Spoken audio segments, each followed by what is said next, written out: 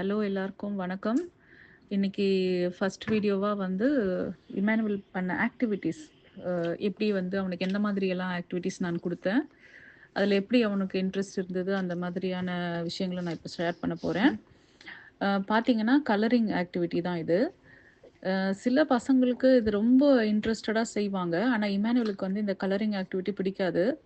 அவன் ரொம்ப ஒரு பேஜ் கலர் பண்றதுக்கு அ ஆரம்பத்தில நீங்க நம்ப மாட்டீங்க. 5 ஹவர்ஸ் 5 மணி நேரம் எடுத்தான். ஒரு பேஜ் கலர் பண்றதுக்கு. ஏன்னா, அவனுக்கு பக்கத்துல இருந்து சொல்லிக்கிட்டே இருக்கணும். 5 மணி நேரம்ன்றது வந்து நானு ஒரே டைம்ல, ஒரே ஸ்ட்ரெச்ல நான் சொல்லல. ஒரு நாளைக்கு 1 ஹவர், மறுநாள் 1/2 ஹவர் அந்த மாதிரி. ஆனாலும் நான் விடாம அத தொடர்ந்து செஞ்சுக்கிட்டே இருந்தேன். ஏன்னா, அது வந்து அவனுடைய அந்த ஃபைன் மோட்டாருக்கு அது ரொம்ப ஆக்டிவிட்டியா இருந்தது. அது நல்ல ஒரு ஆக்டிவிட்டியா இருந்தது. ஏன்னா, பென்சில் வந்து அவனுக்கு அந்த கிரிப்பு கிடையாது. பென்சில் பிடிக்க மாட்டான். அத அழுத்தி பிடிக்க மாட்டான். அவன் என்ன செய்வான்னு சொன்னா, அது ரொம்ப லேசா பிடிப்பான். அதனுடைய இம்ப்ரஷனே வராது பென்சில்ல. ஸோ, அதுக்கேத்த மாரி நான் நெறையா அந்த அம் 3 சைட் பென்சில்ஸ் அது வாங்கியிருந்தேன். இப்ப அவன் யூஸ் பண்றது இந்த வீடியோல 3 சைட் பென்சில்ஸ் தான். அந்த அந்த மாதிரியான கலர் பென்சில். இது வந்து கொஞ்சம் நல்லா சாஃப்ட்டா இருக்கும். ஆ இதனுடைய லிங்க் நான் வீடியோல போடுறேன். எங்க கிடைக்கும் எப்படின்னு ஆன்லைன்ல நீங்க வாங்கலாம். அடுத்தது வந்து அதுக்கப்புறமா இன்னொன்னு கையில வந்து புடிச்சு எழுதுறதுக்கு ஒரு 3 ஃபிங்கர்க்கான 3 ஃபிங்கர்ஸ் கிரிப்புக்கான ஒரு இது இருக்குது. அம் ஒரு ப்ராப் இருக்கு. அத யூஸ் பண்ணிட்டு அதுவும் பிடிக்கிறதுக்கு அது பென்சில் அது நடுவுல சொருவிடணும். அதனுடைய ஃபோட்டோலாம் நீங்க மேல பார்க்கலாம். அதுவும் லிங்க் ஏதாவது கிடைக்குதான்னு நான் பார்த்து நான் போடுறேன் உங்களுக்கு. அதுவும் ரொம்ப யூஸ்ஃபுல்லா இருக்கும். ஆரம்பத்தில அதெல்லாம் யூஸ் பண்ணேன். ஒவ்வொரு பசங்களுக்கும் ஒண்ணு ஒண்ணு ஒர்க் அவுட் ஆகும். ஸோ நீங்க எது வேணா நீங்க ட்ரை பண்ணலாம். அ அப்புறம் வந்து இதுக்கு ரொம்ப பொறுமை தேவையா இருக்குது. ஏன்னா ஆரம்பத்தில பசங்க வந்து நம்மளுக்கு இது பண்ண மாட்டாங்க, ஒத்துழைக்க மாட்டாங்க. கோஆப்பரேட் பண்ண மாட்டாங்க. ஸோ, அதனால நம்ம பொறுமையா சொல்லிக்கிட்டே இருக்கணும். இமானுவல் பொறுத்தவரைக்கும் அவனுக்கு நம்ம சொல்லிக்கிட்டே இருக்கணும் பக்கத்துல உட்காந்துட்டு. அப்படி செய்யின்னு சொல்லிட்டு நானு போயிட முடியாது. பக்கத்துல உட்காந்துக்கிட்டு செய்ன்னு சொல்லிட்டே இருந்தா தான் அவன் செய்வான். ஸோ, ஃபர்ஸ்ட்லாம் பார்த்தீங்கன்னா, நீங்க அந்த அந்த லைன் அதாவது ஒரு ஆப்ஜெக்ட் இருக்கு வரையறதுக்கு, ஒரு டிராயிங் இருக்குதுன்னு சொன்னா, அவுட்லைனுக்கு வெளிலலாம் போகும் அவன் பண்றது. அப்புறம் போக போக அவனுக்கு வந்து அந்த லைன்க்குள்ளேயே, அந்த சர்க்கிள்குள்ளேயே வரையணும் அப்படின்னு சொல்லிட்டு அவனுக்கு ஒரு ஐடியா கிடைச்சது. அதுக்கு நீங்க என்ன பண்ணலான்னு சொன்னா, சும்மா சாதாரணமா ஒரு ஒயிட் பேப்பர்ல நீங்க ஏதாவது ஒரு ஷேப் நீங்க கையிலேயே ஒரு ஆப்பிள் மாதிரியோ, இல்லன்னா எதனா ஒரு ஷேப் ட்ரையாங்கிள், ரெக்டாங்கிள் நீங்களே ஒரு ஷேப்ப போட்டுட்டு, அந்த ஷேப்புக்குள்ள அவங்கள கலர் பண்ண சொல்லலாம். ஸோ அப்படி பண்ணும்பொழுது அவங்களுக்கு ஒரு ஐடியா கிடைக்கும். ஓ! இது மாரி தான் பண்ணணும், இதுக்குள்ள தான் பண்ணணும் அப்படின்னு அவங்களுக்கு ஒரு அண்டர்ஸ்டாண்டிங் கிடைக்கும். அத செஞ்சுட்டு அத நீங்க ஃபர்ஸ்ட்டு அதுல ஸ்டார்ட் பண்ணலாம் நீங்க அந்த ஆக்டிவிட்டில. அதுக்கப்புறம் இந்த மாரி கலரிங் புக் வாங்கி குடுத்து, நல்ல கொஞ்சம் குவாலிட்டியான கலரிங் புக்கா வாங்கிட்டீங்கன்னா, அவங்க வந்து ஏன்னா ரொம்ப மெலிசா பேப்பர் இருந்ததுன்னா, அது அதிகமா அவங்க வந்து கலர் பண்ணும்போதே அது கிழிஞ்சிடும். ஏன்னா அவங்க ரொம்ப கொஞ்சம் விகரஸா அவங்க பண்ணாங்கன்னா, அது கிழிஞ்சு போயிடும். அவங்களோட இம்ப்ரஷன் கம்மியா இருந்தாலும், அத ஹேண்டில் பண்றது அந்த புக்க ஹேண்டில் பண்றது வந்து ரொம்ப ஹார்ஷா ஹேண்டில் பண்ணுவாங்க அவங்க. ஸோ, அதனால கொஞ்சம் நல்லா திக்கான பேஜஸ் உள்ள புக்கா வாங்கிக்கோங்க. அப்போ நீங்க இந்த கலரிங் ஆக்டிவிட்டிய தொடர்ந்து அவங்கள செய்ய சொல்லலாம். அ நீங்க பார்ப்பீங்க உங்களுடைய சர்ப்ரைஸ்க்கு சில பசங்க ஒரு 3 டேஸ்ல, சில பசங்க 10 டேஸ், சில பசங்க 50 டேஸ் கூட ஆகும். ஆனாலும் நம்ம தொடர்ந்து நீங்க ட்ரை பண்ணிட்டே இருங்க இப்படி செய்யறதுக்கு. ஒரு நாள் அவங்களுக்கு வந்து அது சரி வந்துரும். அந்த ஐடியாவும் அவங்களுக்கு அது கிடைக்கும். ஸோ இப்படி குடுத்தா நம்ம இப்படியெல்லாம் பண்ணணும் அப்படின்னு சொல்லிட்டு அவங்களுக்கு அது புரிஞ்சுப்பாங்க. அடுத்த ஆக்டிவிட்டி பார்த்தீங்கன்னா, இது பசங்களுக்கு ரொம்ப பிடிக்கும் இந்த ஆக்டிவிட்டி கண்டிப்பா. ஆ இது வந்து இப்போ இமானுவல் செய்றது வந்து வாட்டர் பீட்ஸ். இது வந்து ஆக்சுவலா இவன் எப்படி பார்த்தான்னு சொன்னா, எங்க வீட்ல ஒரு பப்ளிசிட்டி அதாவது அந்த அட்வர்டைஸ்மென்ட் புக்கெல்லாம் இருக்கும்ல. இங்கெல்லாம் கடைங்கள்லேருந்து அட்வர்டைஸ்மென்ட் புக்ஸ் வீட்டுக்கு போடுவாங்க. நம்மளுடைய லெட்டர் பாக்ஸ்ல. அப்போ அதில பார்த்துட்டு அவன் இது வேணும்னு கேட்டான்.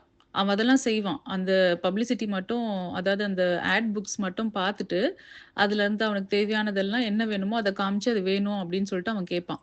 ஸோ அத பார்த்துட்டு தான் அவன் இந்த ஒரு ஆக்டிவிட்டி கேட்டான். அதனால நானு தேடி கண்டுபிடிச்சு ஏன்னா அது வந்து அந்த கடையில பர்ட்டிகுலர் கடையில வாங்குனோம்னா, அ அது ரொம்ப வந்து எக்ஸ்பென்சிவா இருந்தது. ஸோ, அதனால நான் ஆன்லைன்ல ஏதாவது கிடைக்குதான்னு பார்த்துட்டு, நானு ஆன்லைன்ல தான் அ இத வாங்குனேன்.